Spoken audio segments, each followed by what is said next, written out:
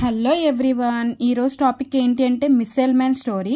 అసలు missile man story అసలు ఎవరిది, ఏంటి, నేమ్ కొత్తగా ఉంది, ఎవరి కోసం ఈ స్టోరీ అనేది డౌట్ అనేది కొంతమందికి వస్తుంది. ఎందుకు అంటే మిస్సైల్ మ్యాన్ స్టోరీ అనేది కొంతమందికి ఆల్రెడీ తెలుసు, తెలియని పర్సన్స్ ఉంటారు కదా, వాళ్ళ కోసం నేను ఏంటి అంటే ఈ వీడియో అనేది చేస్తున్నాను. తెలుసుకున్న పర్సన్స్ కూడా ఏమైనా నాకు అంటే మీకు తెలిసినంత వరకు కొన్ని ఏమైనా మీకు తెలిసిన ఉంటే అవి కూడా నాకు కమెంట్ సెక్షన్లో కమెంట్ చేయండి. మిస్సైల్ మ్యాన్ స్టోరీ వచ్చేసరికి ఇది ఏంటి అంటే doctor APJ Abdul Kalam story అనమాట. అసలు మిస్సైల్ మ్యాన్ స్టోరీలో నార్మల్గా నేమ్ మిస్సైల్ మ్యాన్ అనే నేమ్ ఎందుకు వచ్చింది అనేది నేను ఇక్కడ స్టోరీ రూపంలో మీకు చెప్తాను. ఇదంతా కూడా అబ్దుల్ కలాం బయోగ్రఫీ ఏంటి తెలుసుకోవాలని అందరికీ కొంత కోరిక అనేది ఉంటుంది. ఎలా అయ్యారు ఏంటి, అసలు మిస్సైల్ మ్యాన్ స్టోరీలో ఎలా వచ్చింది ఏంటి అని చూస్తారు కదా. సో దీన్ని బట్టి చూసుకుంటే మిస్సైల్ మ్యాన్ స్టోరీ ఇప్పుడు చెప్తాను వినండి. ఏపీజే అబ్దుల్ కలాం అని ప్రముఖంగా పిలువబడే డాక్టర్ అవుల్ పకీర్ జైనులబ్దీన్ అబ్దుల్ కలాం భారతదేశపు ప్రముఖ క్షిపణి శాస్త్రవేత్త మరియు 11వ భారత రాష్ట్రపతి. మన రాష్ట్రపతి అనమాట, 11వ భారత రాష్ట్రపతి అతను.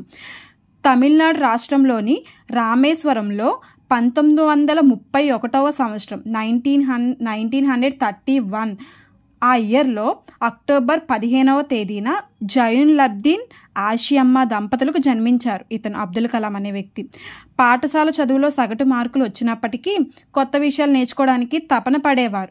దానికోసం ఎక్కువ కష్టపడేవారు.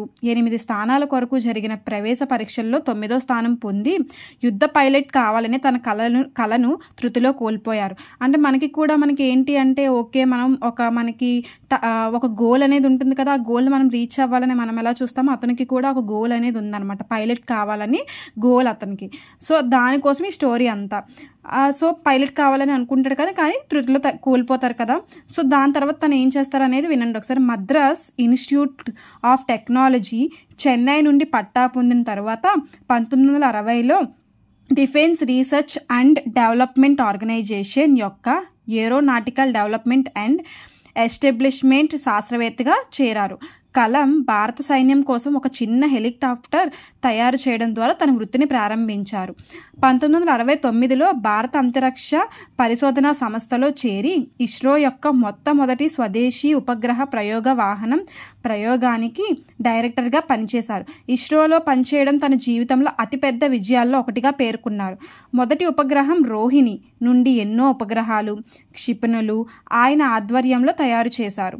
భారతదేశానికి తిరుగులేని రక్షణ వ్యవస్థ ఏర్పడటంలో కృషి చేశారు. మిస్సైల్ మ్యాన్గా పేరు పొందారు. కలాం శాకాహారి, మద్యపాన వ్యతిరేకి, బ్రహ్మచారి, మానవతావాది, శాంతి కాముకుడు. ఈయన ఖురాన్తో పాటు భగవద్గీతను కూడా చదివేవారు. Wings of fire India, my dream India 2020 వంటి పుస్తకాలను రచించారు. భారతదేశపు 3 అత్యున్నత పౌర పురస్కారాలైన పద్మభూషణ్ 1981, పద్మవిభూషణ్ 1990 మరియు భారతరత్న 1997 అవార్డులను పొందారు. జూలై 2002 నుండి జూలై 2007 వరకు భారతదేశపు 11వ రాష్ట్రపతిగా పనిచేసి తనదైన ముద్ర వేశారు. జూలై 27, 2015లో షిల్లింగ్లోని ఏఐఎంలో ప్రసంగిస్తూ హఠాత్తుగా గుండెపోటుతో కుప్పకూలిపోయారు. ఆసుపత్రికి తీసుకువెళ్లిన 45 నిమిషాల్లోనే ఆయన మరణించారు. మనస్ఫూర్తిగా పనిచేయని వారు జీవితంలో విజయం సాధించలేరు. అపజయాల నుండే మనం ఎదగడం నేర్చుకోవాలి. ప్రతి మనిషికి ఒక లక్ష్యం ఉండాలి, దాన్ని సాధించే నైపుణ్యం కూడా అలవాటు చేసుకోవాలి. కలలు కనండి, వాటిని సాకారం చేసుకోండి అంటూ యువతను ఉత్తేజితులను చేస్తూ సందేశాలు ఇచ్చేవారు.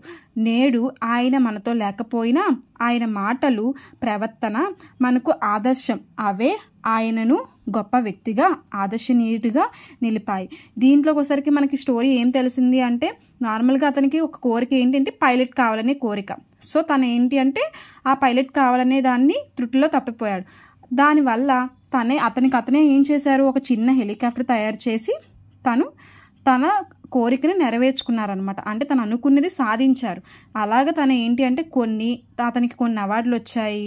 అలానే మిస్సైల్ మ్యాన్గా కూడా పేరు పొందారు. సో ఇది మనకి మిస్సైల్ మ్యాన్ స్టోరీ అనేది మనం అబ్దుల్ కలాం స్టోరీగా ఇలా చెప్పుకుంటాం. డైరెక్ట్గా మనం అబ్దుల్ కలాం అని చెప్పకపోయినా సరే మిస్సైల్ మ్యాన్ స్టోరీ అని పిలుస్తాం.